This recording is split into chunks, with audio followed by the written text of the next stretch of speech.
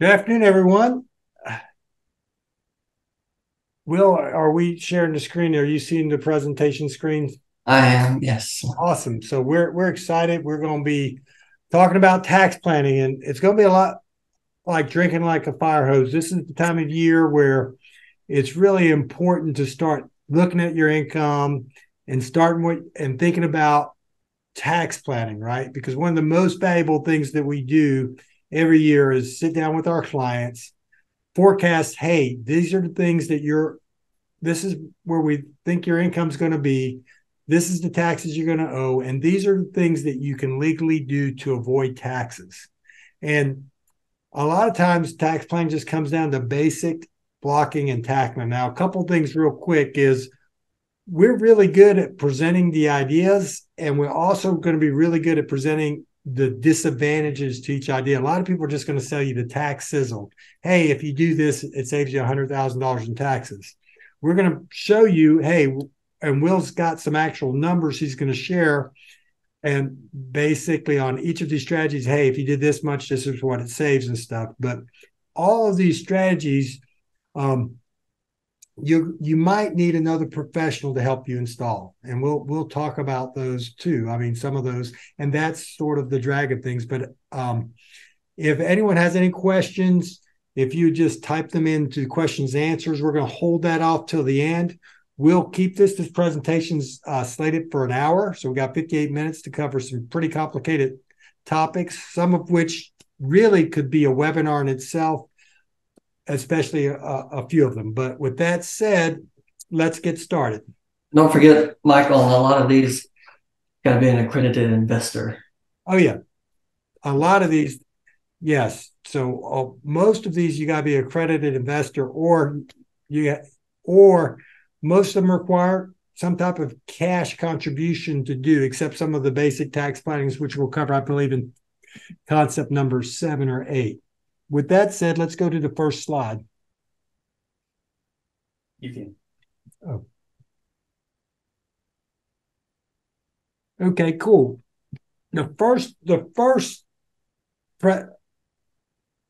first concept is probably the most advanced concept and the concept that requires the biggest contribution, but it's also probably my favorite tax planning concept for clients because it really is both a risk. It really helps you insure against significant risk in your business. It's a great asset protection strategy, and it's also a great wealth building strategy. And it's just a captive insurance company. Now, it's not for small companies, right? And when I say small, it is for small companies. I should say that. Small companies, like usually the minimum size revenue that you're going to look at is a $6 million company with a lot of risk, such as a construction company or a IT company. And usually the sweet spot is above 10 million, but it works well in companies 10, 20, 30, 40 million, and construction companies, it works really well with it. And a captive, to me, let's just go over the law real quick. The law allows a small insurance company with premiums of under $2.3 million to not pay taxes on the underwriting profit. Okay.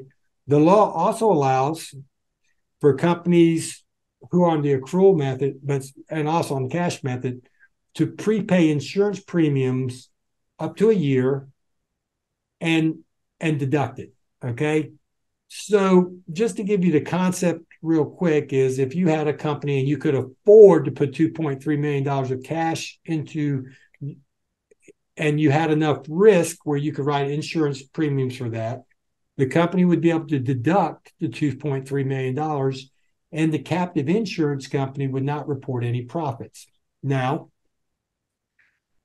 what do you do with that money? Well, the first $1 million has to be invested very conservatively and in such a way where if you have claims, you have liquidity to pay that. And that's usually a requirement by the insurance regulators. Okay. So as you can imagine, a lot of people are, well, that's a great strategy, man. I need to do that because it's just going to save you $2 million, save you 600. or $800,000 of taxes, counting if you're a professional or qualified, if you have QBI or qualified business income. With that said, the drawback to that, it is one, it's a very long-term commitment, right? Two, it does require a lot of cash. And three, there's a good bit of cost to start one. It's about a $60,000 commitment to start a captive insurance company, 60 to 80,000, and that's a reoccurring cost. So it's one of those things. We've helped several clients set those up. They've been very happy with them. They've actually had during COVID, these things were very powerful because some of the policies you write are supply chain. If your supply chain is disrupted, you have an insurance policy to protect you against losses from that. Government shutdown was one of the coverages too. So, and what would you say the ideal premium amount is, Mike? Oh yeah, the ideal premium for a captive, you really want to be able to put at least $700,000 to $800,000 in there, so you can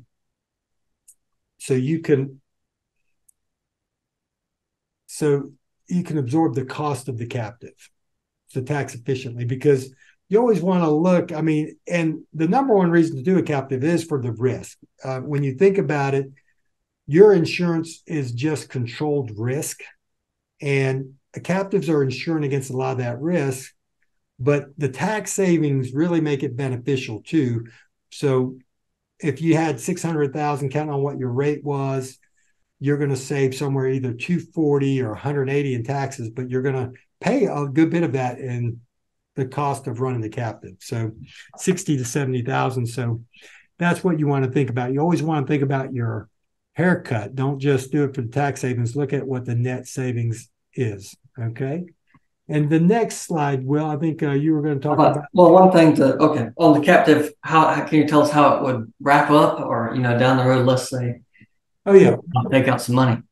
Well, that's great. It is a tax deferral strategy. So you always want to think of it like a retirement plan. The difference is most of your traditional retirement plans come out as ordinary income. A captive could come out of capital gains. You could take it out and pay capital gains on it.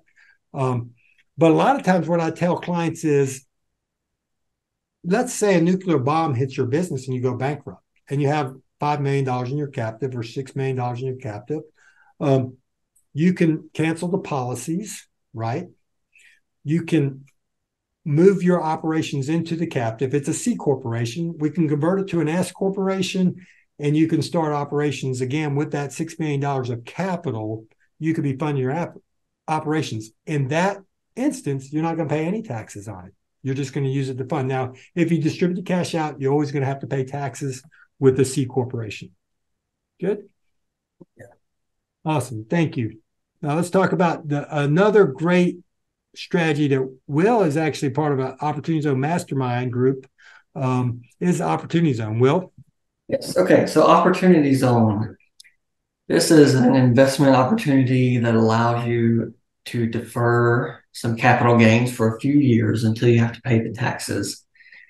So let's say, you sold some stock or you sold some property and you've got a capital gain. We can take that capital gain and invest it into an opportunity zone, and that will allow us to defer the taxes until 2026. Now, you still will have to pay some taxes, even if you defer the capital gain. It's going to become taxable, but it allows you to defer it for a few years. One of the biggest benefits of investing in one of these type of opportunity zones is, if you hold the investment for 10 years, when you go to sell that, it is tax-free. You get to step it up to the fair market value at that point. Mike, we talked about a little bit earlier that it's the fair market value, or the lesser than fair market value, or the value of the business. Well, one thing, in a couple tax planning strategies that are a little more advanced on opportunity zones is, first, in the 4 years or 2026, you're going to pay taxes either on the lower of the fair market value of the investment or the capital gain. So theoretically, if the investment's done really well, you're going to pay taxes on the capital gain, the deferred capital gain, right?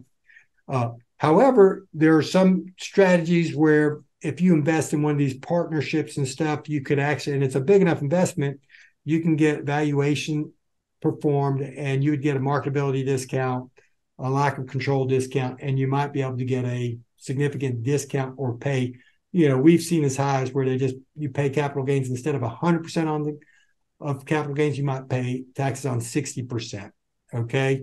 And another thing that I don't think people grasp is, like, a lot of our clients invest in real estate. And a lot of our clients, we talk about depreciation. We're going to be talking about that next, or one of the slides, accelerated depreciation.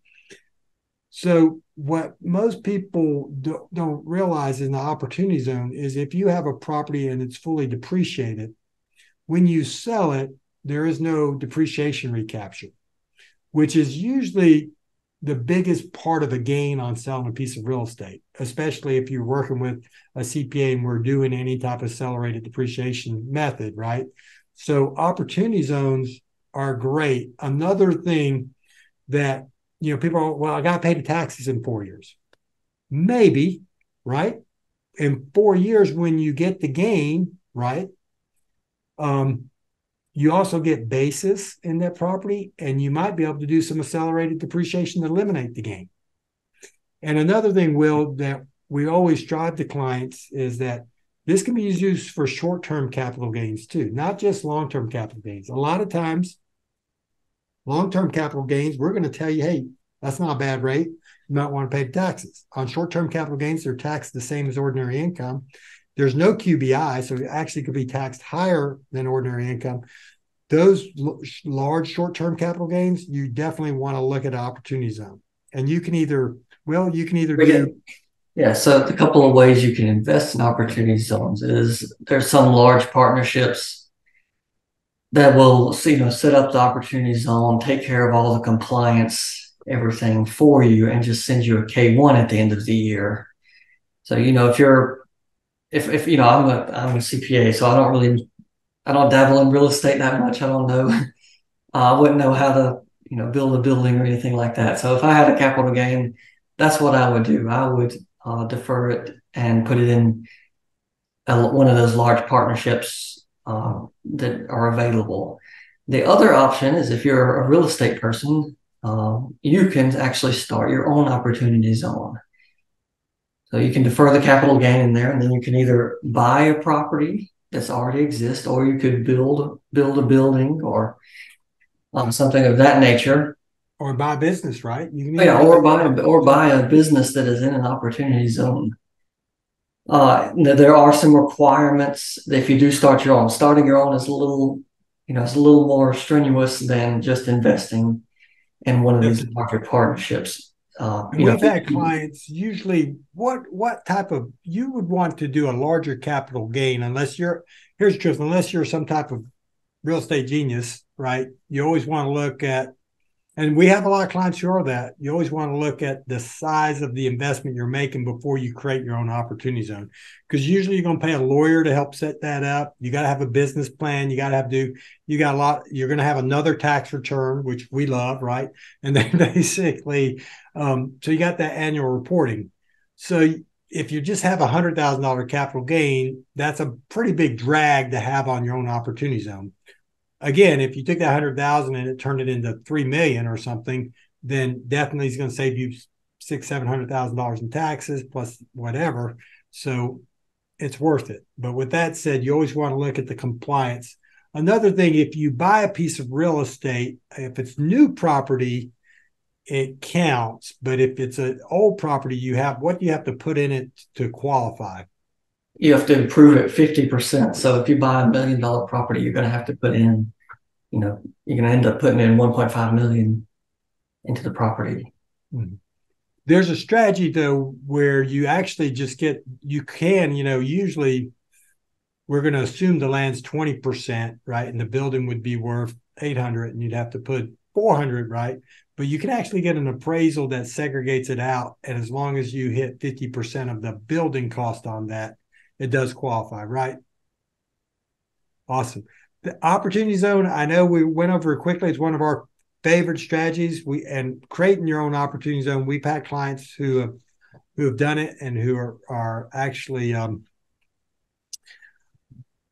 very happy with the results of it so far. I mean, it's been a couple of years. They haven't sold it for the big investment gain yet. With that said, let's go to the next one. Oil and gas investment. Will? Yes. So this is an opportunity to invest in oil and gas wells. It's through generally one of those large partnerships that I was talking about on the last slide. So you would invest into the partnership.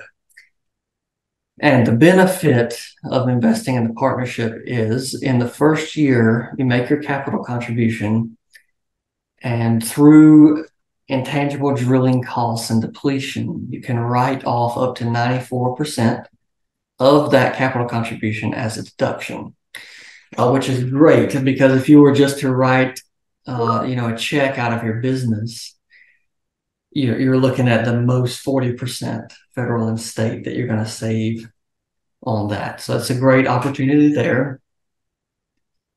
Once you have invested, it is an investment. So you get the first year initial write-off, but then you also get some dividends after the original investment. Those start coming in usually within the first year after you have invested, and they continue to come in for a while. I think several people hold these things for a while, can hold these things for a while, and get some pretty significant returns. While you do get good significant returns, when the money comes in, it is taxable at that point. So there is some recapture on it, which that's one of the downsides on the strategy. It's great in the first year, but then as it comes in, you get some recapture.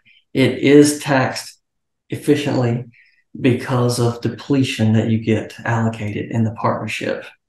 And there are some other concerns. This is more of a compliance issue, but you are limited to 40% of your alternative minimum taxable income. And then the deduction is not allowed in South Carolina, but it is taxed at that 3% active trader business income rate. So it is still fairly tax advantage in South Carolina overall for the investment. And one thing too, there's a company that actually has hooked this up with an opportunity zone fund where basically they set it up where you put your gain in. There is a valuation discount in year 4. I think you're going to pay taxes on 70% of the gain, but they pay a 6% tax-free dividend for 10 years. And then their plan is to exit all of these oil and gas producing properties. And of course, they project a 3 to 4x return on the investment. But again, talk to your financial advisor. The biggest drawback on some of these is they do require cash, and it's a 1-to-1 deduction, or it's actually a 90.94% deduction. And then on the next strategy we're talking about this is something that's come into existence pretty heavily lately. It's what we call leverage projects. Okay. And leverage project, we don't want to go into everyone asleep on the webinar. It's taking advantage of basis that's created by debt. Okay. And so debt is, when I say debt, I'm talking about money you borrow, right? So there's 2 deals that have come that we saw clients, and we've met with them and the people who actually sell these projects, and our clients have, have done some investments with these. The first one is an equipment deal, which an equipment deal is going to take advantage of bonus depreciation or Section 179 for people like a CPA or a lawyer that doesn't have a capital intensive equipment, right? I mean, our biggest capital expense last year was, I think, our coffee machine. So basically, we don't really get a lot of Section 179. With that said, this deal is you put in, let's say, $100,000 and you borrow $900,000. There's a company that rents the equipment back, gives you a return on your money, right? And in that 1 year, you get $1 million deduction if you qualify for Section 179. If you don't qualify for Section 179, you get an $800,000 deduction that would not be deductible on South Carolina's return, right? Because South Carolina does not recognize bonus depreciation. You would get the straight line depreciation, okay? But the truth is, South Carolina's income tax for active trader business is 3%. So if you can knock out the federal taxes, that's probably makes it still a good deal if you're comfortable with the deal, because the deal requires the company rent the equipment for you. They do give you full access to the company's financials and different things like that. But again, the more conservative people in the room probably shouldn't do this, right? I mean, because you are borrowing some money to do that. And that's how the film financing deal works. These deals have been around longer, so they got more of a track record than the equipment deal. That's where people are investing in films. Again, it's leveraged. Congress has written some tax incentives for the film financing that allows you to deduct all the cost, and you're getting your basis up through to 600,000. Okay. Now, these, historically, these film deals have done well and people have been happy with them. Now, the risk is always you could be the first one on the film deal to lose money, right? That's just the way it works. But also the big thing with depreciation, especially when you're getting payments, both of them, you're taking the deduction, but then you're going to have to plan around the recapture. As that debt gets paid down by the company paying you money, that's going to be income.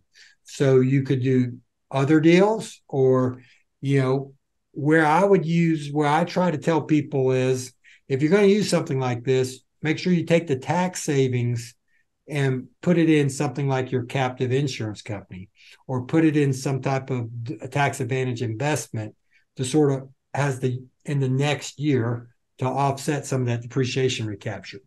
And we'll talk about this, it's a good way if a qualified plan works for you, you could start using your qualified plan to offset some of that depreciation recapture. But it is, what we like about it is it keeps you in our tax planning clientele list for 5 years. What's the big risk of the loan, Mike? Can you talk a little bit about that? Well, the risk of the loan is, of course, with the equipment company, they have an agreement with you, but let's say in the economy softening, that they stop paying. Well, now you have a loan that to get the basis, you have to be personally responsible for. So you could actually be in a situation where you're paying a loan with no income. That is always the risk. Okay. Now, with that said and done, if you're interested in talking to the people, they do present a pretty good argument of, how safe it is. But again, we always, CPAs, we're always more on the conservative side, right? We always want people to talk about the risk. And then anything else, Will, we need to capture? I don't think so. No. Okay, great. Okay, now we're going to go to the basics real quick, but I think people, and we're going to talk a couple slides about basic tax planning 101, right? We've got another slide is, hey, basic retirement planning. Back 25 years ago, we did a presentation on the 3 keys to becoming wealthy as a business owner. 25 years ago, step number 1 was a retirement plan. The Millionaire Next Door says that about 60% of the average millionaire's net worth is in a qualified plan, because really the government just subsidizes it. Another thing that people don't realize about most retirement plans is there's a big level of asset protection on that. I mean, I always use, it's getting dated. We got to find another example because people are starting to not remember O.J. Simpson.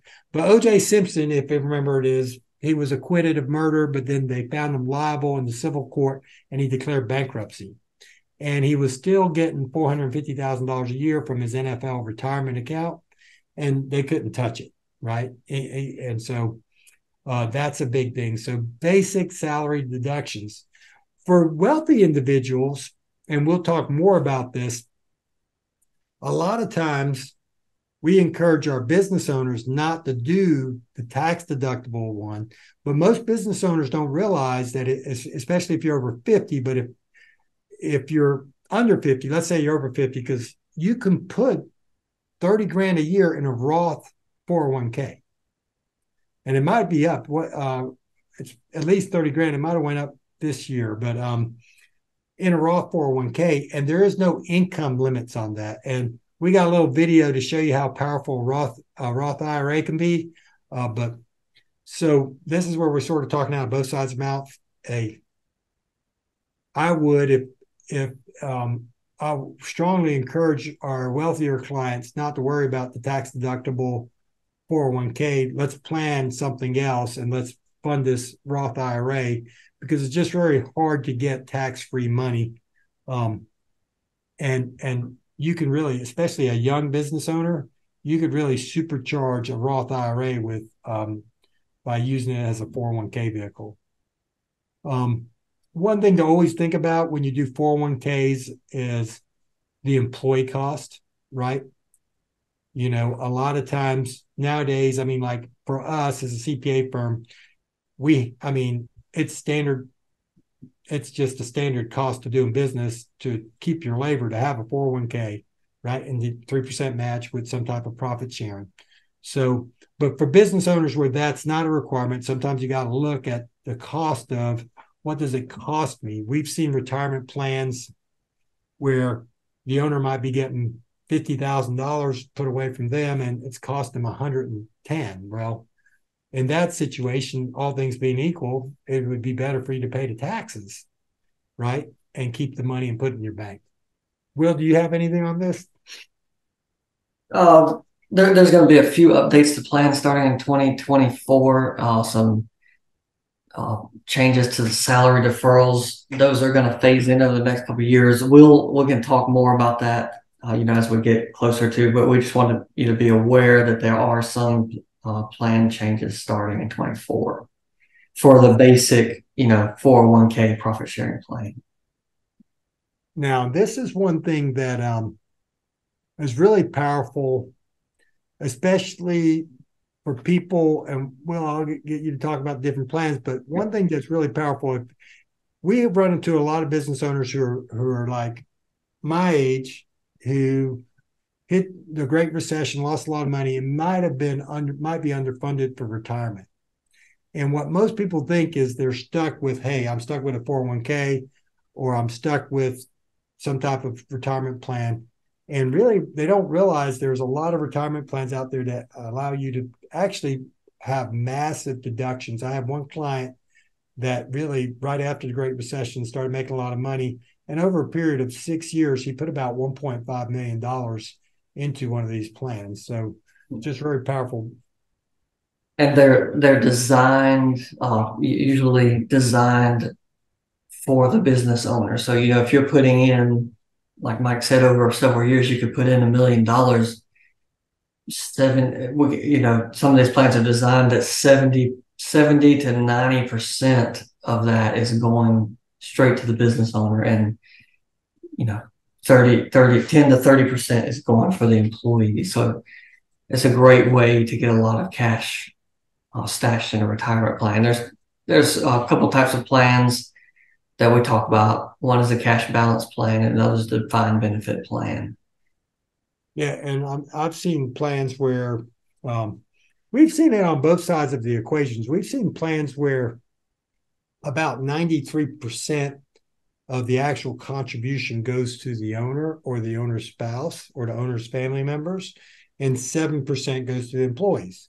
Now, those are great plans, right? Because, what I try to tell business owners all the time is, hey, to do one of these plans, normally you're going to have a 401k, and you're going to have to make a profit share match too. Normally it's going to be, if you set it up correctly, you're going to be making a profit share match of 5% of salaries, right?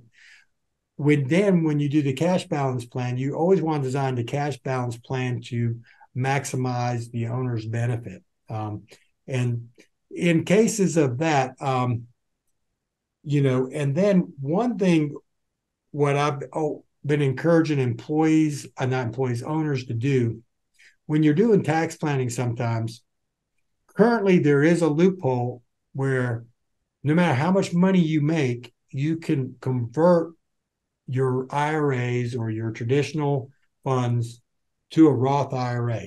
And, we use a lot of planning to figure out how to do that tax efficiently, either through accelerated depreciation or, the cash method of accounting, maybe generating some losses, different things like that. You And the reason why is because we think the Roth IRA, one, from an estate tax, is taxed much more efficiently, but it's just a very powerful vehicle. I'm going to share a video. It's actually from a pretty liberal organization that is against people taking advantage of Roth IRAs. Have you saved enough money to retire? Try a Roth IRA.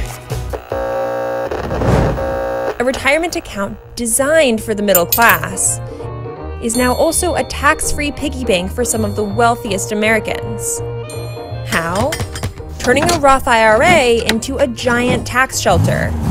First, here's how a Roth works. You invest a limited amount of money each year, and once the money is in the account, it's never taxed again, as long as you don't withdraw it before age 59 and a half.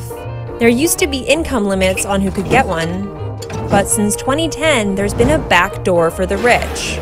Pay a one-time tax, and you can turn a traditional retirement account worth millions into a Roth. Some others use investment tricks to grow a massive Roth. Step 1, create your account.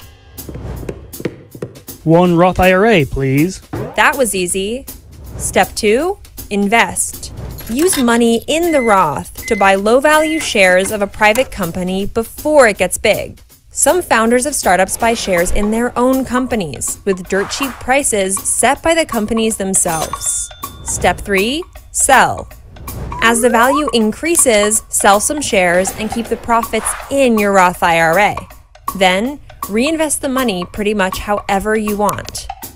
Step 4, wait patiently, and at age 59 and a half, you can begin to withdraw funds tax-free. Here's an example. In 1999, before he became a billionaire, PayPal founder Peter Thiel had a Roth IRA worth less than $2,000. 20 years later, his Roth had grown to more than $5 billion, the biggest account we found.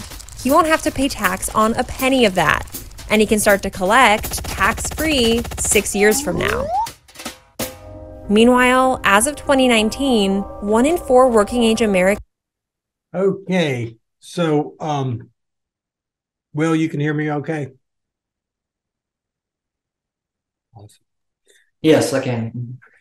So anyway, as you can see, that's a real powerful strategy, and it does work. Let me give a caveat here, is that if you want to self-direct and you want to do real estate, there are ways to do that. But you really want to make sure you structure it correctly because there's some strict rules for that. But theoretically, you can buy pretty much any type of real estate asset. There's rules about you can't really leverage those assets because it creates UBIT or different things like that. But so you do need some type of mass. Well, obviously not if you're Peter Thiel to actually buy stuff. But I mean, in a theoretical sense, we've seen people buy real estate, right? I've seen people buy real estate for less than $1,000 an acre and sell it for 40 to 50, right? Over a period of 10 to 12 years. If you think about that, that would be a pretty big Roth IRA. So I always want to encourage people who are savvy investors to think about, go ahead and take that hit on the taxes. Let's plan around it. And let's, try to get some money in the Roth IRA, because that's one of the free ways to really create massive tax-free income. There are plans out there that we've implemented with our wealthier clients who, let's say you want to do a benefit and you don't want to include your employees, or you just want to include key employees, right? Well, the IRS frowns upon that. So there are trusts available, which lets the business get a deduction. It's taxed pretty efficiently to the employee, right? And sometimes the employee is the owner of the business. Sometimes the employees are key employees, and where people are able to, pretty much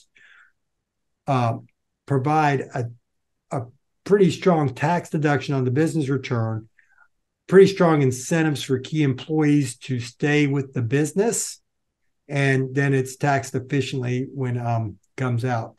That's what we call a tax benefit trust. That again is something that's usually going to be created using some type of life insurance to has the benefit. So it's one of those things that again for your wealthier clients, that especially those clients that are already in an estate tax situation, you want to look pretty hard at this. Oops, that's that. And then, Will, you want to talk about accelerated depreciation? Absolutely. Absolutely. So there's several different types of accelerated depreciation. One being the easy thing that we do every year. If you bought some equipment, we can take bonus depreciation on it or 179 on it. That's the basics, equipment, furniture, vehicles, etc. And then another type of accelerated depreciation is called a cost segregation. And this is going to be for commercial real estate properties, or sometimes even larger residential real estate investments. And what this allows you to do is, generally, if you buy these type of properties, they're depreciated over many years, 27 and a half or 39. That's a long time to wait on your depreciation, which is a great benefit of owning a property. So that cost segregation allows you to break down pieces of property because, we all know a building, you've got some structural stuff, but, might have some electrical, plumbing, different things, and those have different class lives. And we can pull some of the depreciation on the shorter class lives into the first year. So it allows you to take a big deduction for that. And three things you want to look out for on these type of properties is, or three things you need to know is, you need to be a real estate professional, or have some passive income, or have a grouping election to take advantage of these. And a lot of people in the construction business will automatically qualify for a real estate professional. And what a real estate professional is that means you spend a majority of your time in a real property trade or business. So that's the first thing. And then passive income, that's other rental income, or, even some business income that you're not materially participating in that business. And then a grouping election is, if you own your own building and you rent it out to your business, we can group that business with your active business that you're participating in. And it allows us to take a deduction on the cost seg for that. One of the downfalls of a cost seg is if you plan to sell it after taking it, because you're going to recapture all that depreciation when you do go to sell it. So that's one of the downfalls. It's a great benefit in year one. And if you plan to hold the property for a long time, it may not hurt you as much. But if you did a cost segregation and then you sell the property 3 years later, you're most likely going to have a bigger gain than you're going to get cash, especially if you have a loan. Wow. So it can hurt you in taxes there. And when we take that depreciation up front, when you recapture it, it's going to be a lot of it's ordinary income. Whereas, if we just sell it on the straight line method, we're going to get capital gain. Yeah, and some nightmares can come out of actually not planning around a cost seg. For example, there's ways to get out of this too, but that's for a whole nother discussion. But during the Great Recession, people who were doing some cost segs or whatever, and then the building got foreclosed on, right? When you get foreclosed, it's a deemed sale. So, and the sale price is the loan, right? So the loan, would actually, you could create a large tax liability just by getting the loan paid for. And you always just want to be careful of accelerated depreciation, because that's the big disadvantage. It works, but there's, especially on leveraged properties, like we talked about, the leveraged assets, you're going to have recapture as the debt's paid. You're going to have what we call phantom income, and different things like that. Now it works. I mean, statistically, I've been doing this too long, as you could tell, as you can tell by how old I look. But I was able to do tax planning pre-recession or pre the Great Recession, tax planning during the Great Recession, and you could see where a lot of the income that you deferred came in tax free, or we were able to plan around it, or different things like that. So, a lot of times common questions we'll go over that, but is that, hey, should I defer my income? And the answer is always yes, you can. But we'll talk more about that on the later slides.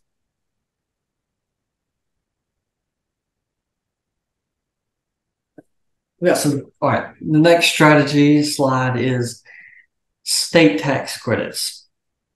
So these are offered in a lot of different ways, especially here in South Carolina. The first one is, again, this is going to be kind of a large partnership investment deal where you can invest in the partnership, and in turn for that, they will send you a K-1 with some tax credits. And the benefit of that is we usually get these at 80 cents on the dollar. So it saves you 20% on your state income taxes. And those are usually abandoned building credits or textile mill credits that are offered, especially here in the upstate. We have a lot of old properties that were textile mills, back in the day. And people have gone through now and are updating those. I think there's some apartments downtown that, were a textile mill then. And it's also kind of a great way if you are going to invest in one of those properties, tax credits, make sure you check into tax credits because that can be a big source of funding. Also, Will, one thing too is the textile credit is not just for the building. If the land, the one thing to always think about if you're developing properties, if you have land that was part of a textile mill and you put a residential neighborhood on that land, you're going to generate tax 25%, but you got to apply for it before. So if you've already done it, I hate to break your heart, but you can generate, like on $3 million of infrastructure costs, you would generate $750,000 of tax credits. If you can't use those credits, they can be sold. Generally, the way they're sold is you sell them to a company like we use Tax Credit Marketplace. And they generally go out and they help you get these credits, and then they buy them for like 70 cents on the dollar, 72 cents on the dollar, and they sell them for 80 cents. And, but it's a great way to get capital in a project. And so, a lot of land up in Clemson was developed. There's a big mill by Clemson that had a lot of land. Well, all that land qualified for textile credits. So, and it's not just the land. There's some weird rules. So we do have a resource. If anyone needs to know if their property is eligible for tax credit marketplace, they can ask us or send us an email, and we'll point you in the right place. And we had a client that he didn't think, he was like, well, it's not near a mill. I said, well, it's near some type of factory. Why don't you call this guy? And ended up that the project would qualify for about $6 million of tax credits, which could be sold. So the thing is that's a great thing to have on a real estate deal for cash flow. The next thing is there's several different credits that are offered to businesses. So one right now is a jobs credit. Here in Greenville, we've got a really good economy going. So it's not a big of a credit here, but some places down in the lower part of the state, you can get a very big credit just for adding 2 to 3 jobs that's going on. And then there's also, starting a new business, there's angel investor credit. And many, many other state tax credits. So always talk to us about that. And then these next two down here at the bottom, the exceptional needs credit and the pass-through entities election. This is a way to get around the state and local income tax limit on your personal return. So back in 2017, when they changed the tax law, they limited the amount that you can deduct for your real estate, your personal property taxes to 10,000. So one way we can get around this is now this has to be for a business. The exceptional needs credit. This is it's kind of a charity here in South Carolina that offers scholarships for children, and you can make a contribution to them, and you get a business deduction for it and a state tax credit. Mm-hmm. So it's one way to pay your state income taxes and still get a deduction for it. And then the same thing with the pass-through entities election. So this is a way that you can pay your state taxes through your business and take a deduction for it on the federal side, at least. Of course, the state won't let you double dip and deduct your taxes, but the federal side, we can take a deduction for that. And actually, it's better than pre-17 if you do it that way, because in 17, and still today, I believe, since it's not, but taxes was actually a big thing that created AMT, or alternative minimum tax. So even if you had a lot of taxes, a lot of times people would run into AMT.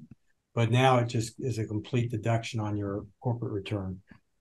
And on the solar tax credits, that's one thing that's just recently became big because of the legislation last year, where the Inflation Act. So those credits now are transferable. You can buy them. Generally, you can buy them, or you can participate in projects that have depreciation, both the bonus depreciation and credits.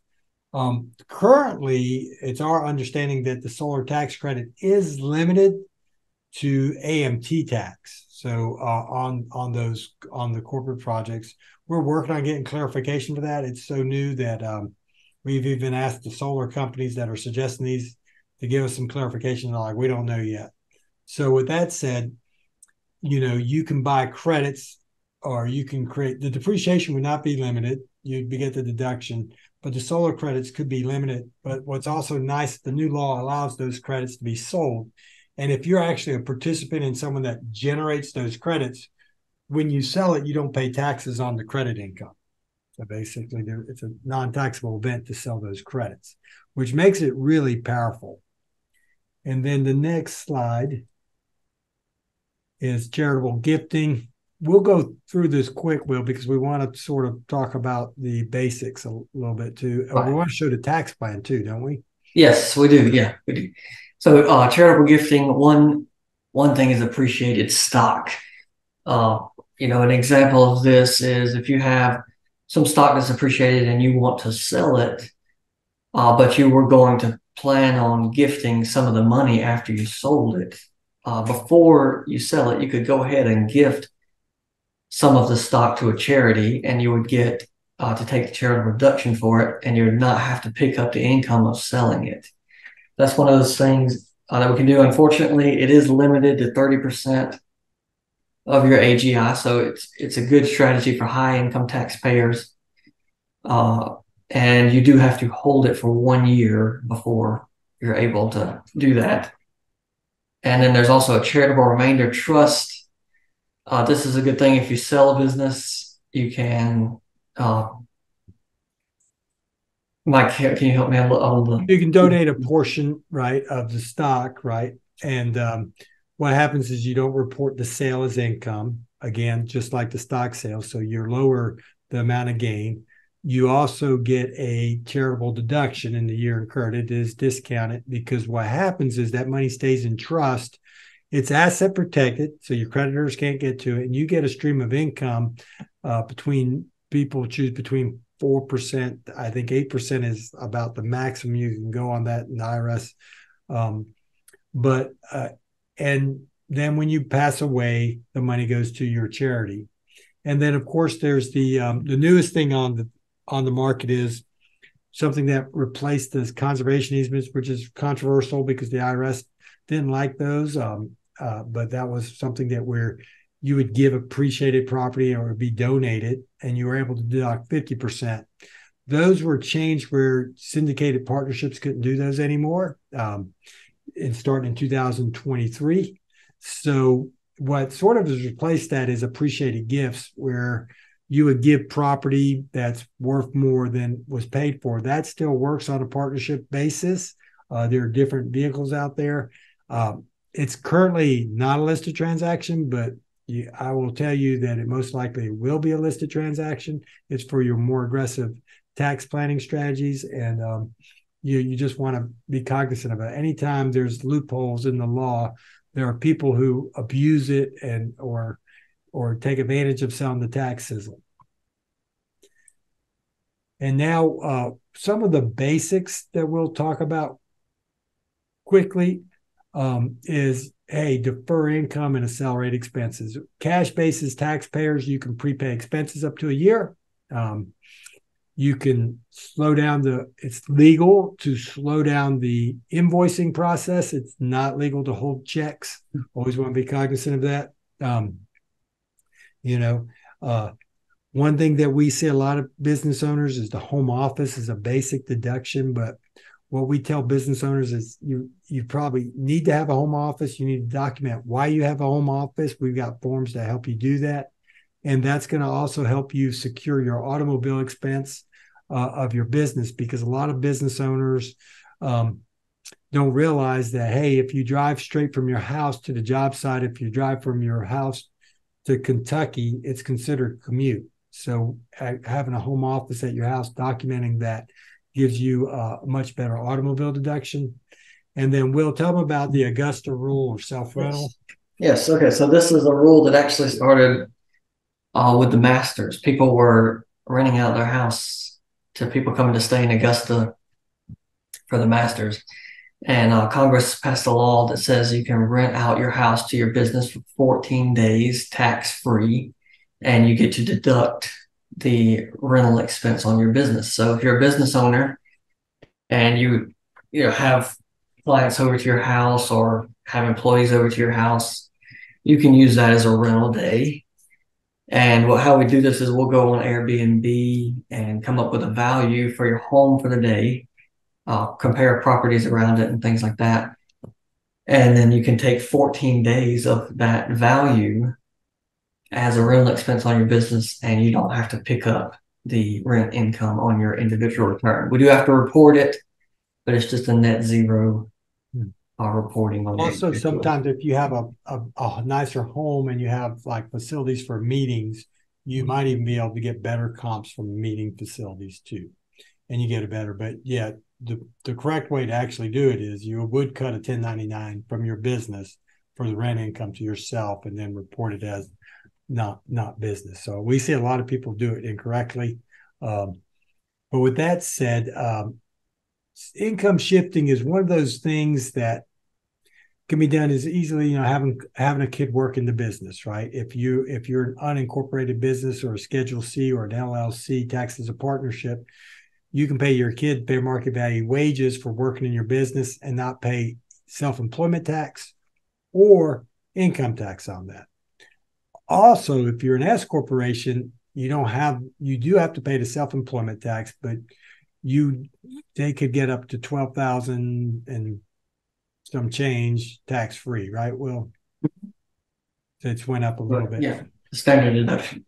So we'll quickly, and then we always want to, while you're pulling up the tax plan, I always want to talk to people about some basic tax planning too. A lot of times people forget the basic fundamentals of planning too, of, hey, the law changed in 2017. The cash method of accounting is acceptable for larger businesses, right?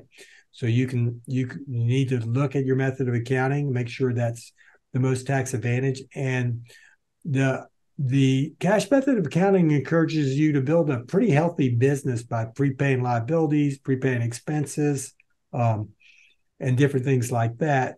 And it gives you a tax incentive. Now, when you prepay an expense, it's only a benefit for 1 year, but it does actually work really well. Okay, we'll pull up the tax plan. Oh, got it up. Yeah, let me.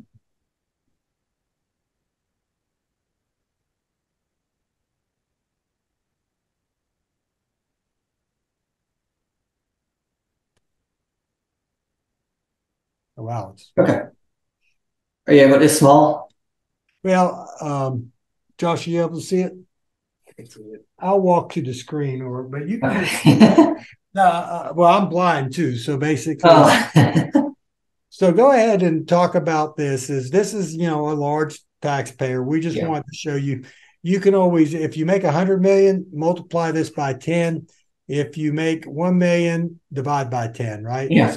So basically, it shows you the differences. Okay, thanks, bud.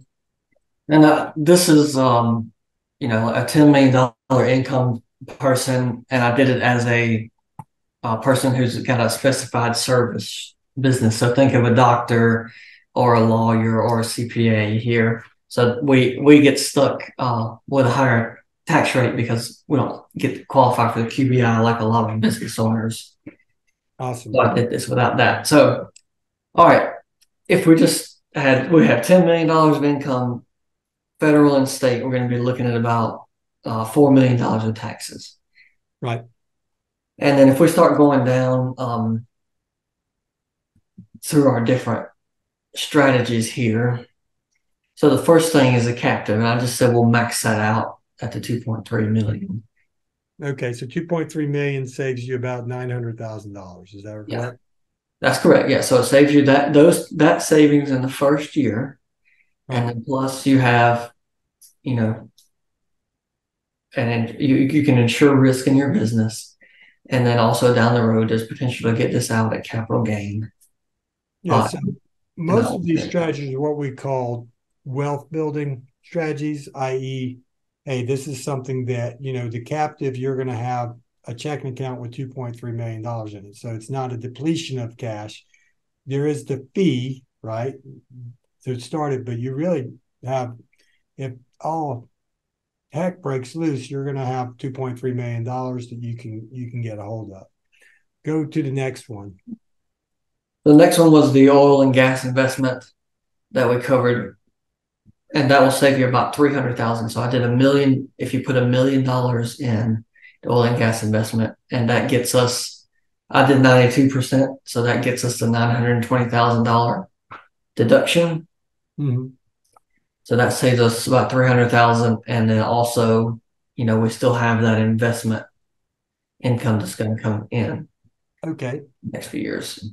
I skipped the opportunity zone one because, if we have long-term capital gain, it's going to cost you 24%, and then short-term, it's going to be ordinary income.